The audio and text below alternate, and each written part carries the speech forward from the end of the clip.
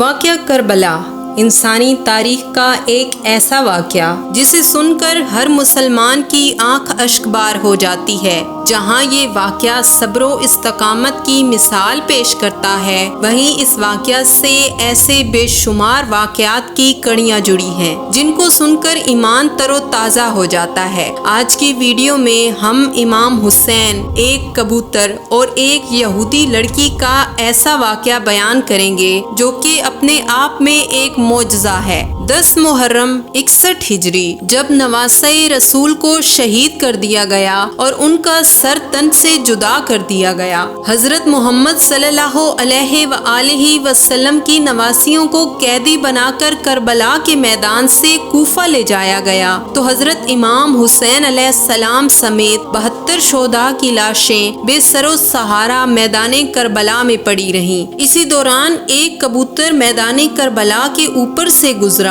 اس نے دیکھا کہ نواسہ رسول کی لاش اتھر بے یار و مددگار پڑی ہے۔ وہ اپنے ساتھیوں سمیت میدان کربلا میں اترا اور غم حسین میں رونے لگا۔ پھر اس سفید کبوتر نے اپنے سفید جسم کو امام حسین علیہ السلام کے خون میں سرخ کر لیا اور خون سے تر جسم کے ساتھ مدینہ کی طرف اڑ گیا اور روضہ رسول صلی اللہ علیہ وآلہ وسلم کے ارد گرد چکر لگانے لگا۔ مدینہ کے لوگ خون سے تر اس کبوتر کو حیرانی سے دیکھتے، اس کے جسم سے خون کے قطرے بہ رہے تھے۔ وہ لوگ ایک دوسرے سے پوچھنے لگے یہ کیا ماجرا ہے، لیکن کوئی کچھ نہ جان سکا۔ آخر کار جب امام حسین علیہ السلام کی شہادت کی خبر مدینہ پہنچی تو مدینہ کے لوگ سمجھ گئے کہ جو خون میں تر کبوتر روضہ رسول کے گرد چکر لگا رہا تھا وہ دراصل کربلا سے آیا تھا، اور امام حسین علیہ السلام کی شہادت کی خبر سب سے پہلے اس کبوتر نے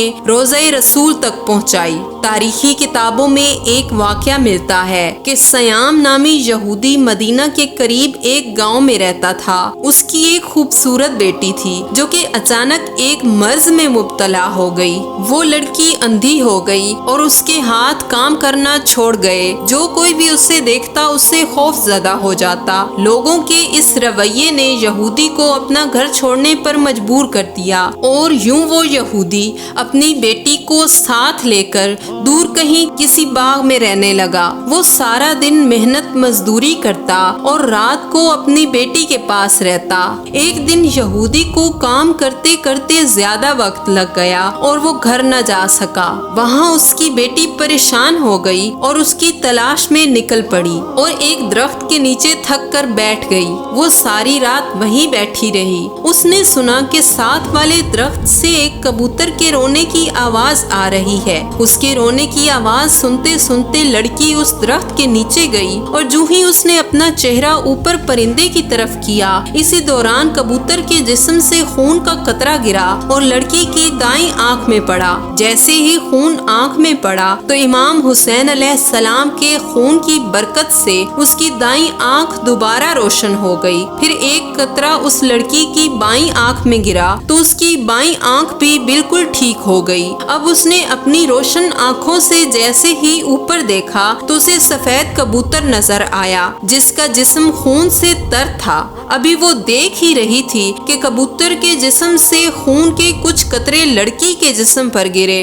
اور امام حسین علیہ السلام کے خون کی برکت سے وہ لڑکی بالکل تندرست ہو گئی، جیسے اسے کچھ تھا ہی نہیں۔ وہ لڑکی خوش ہو گئی اور پھر سے باپ کی تلاش میں نکلنے لگی، لیکن اتنی دیر میں اس کا باپ وہاں آ پہنچا، لیکن وہ اپنی بیٹی کو پہچان نہ سکا اور اسے اجنبی سمجھتے ہوئے پوچھنے لگا کہ تم نے میری بیٹی کو دیکھا ہے؟ میں اسے یہاں باغ میں چھوڑ گیا تھا، لیکن میں واپس آیا تو وہ وہاں موجود نہیں ہے۔ لڑکی باپ کی بات سن کر رونے لگی اور کہنے لگی کہ ابا جان مجھے پہچانیے، میں وہی ہوں جسے آپ باغ میں چھوڑ کر گئے تھے، جس کی آنکھیں اندھی تھی اور جسم بھی ٹھیک طریقے سے حرکت نہیں کرتا تھا، میں ہی آپ کی بیٹی ہوں۔ یہودی نے پوچھا بیٹا یہ کیا ماجرا ہے، تم کیسے ٹھیک ہوئی؟ لڑکی نے باپ کو سارا قصہ سنایا۔ یہودی حیران ہوا اور بیٹی کے ساتھ اس درخت کے نیچے گیا جہاں ابھی بھی کبوتر بیٹھا تھا